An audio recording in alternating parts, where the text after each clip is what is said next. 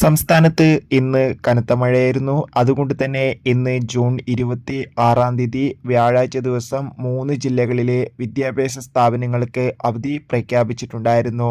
വയനാട്, ഇടുക്കി, തൃശ്ശൂർ തുടങ്ങിയ 3 ജില്ലകളിലും ഇന്നും ശക്തമായ മഴയുണ്ടായിരുന്നു. അതോടുകൂടി തന്നെ കാസർഗോഡ്, മലപ്പുറം ജില്ലകളിലും ഇന്നും മിതമായ തോതിൽ മഴ ലഭിച്ചിട്ടുണ്ടായിരുന്നു.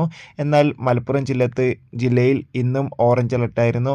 അതുകൊണ്ട് തന്നെ ഏവർക്കുമുള്ള സംശയമാണ്, നാളെ ഏതെങ്കിലും വിദ്യാഭ്യാസ സ്ഥാപനങ്ങൾക്ക് അവധി പ്രഖ്യാപിച്ചോ ഇല്ലയോ, അതിൻ്റെ ഏറ്റവും പുതിയ അപ്ഡേഷനാണ് ഇന്നൊരു വീഡിയോ ഭാഗത്ത്.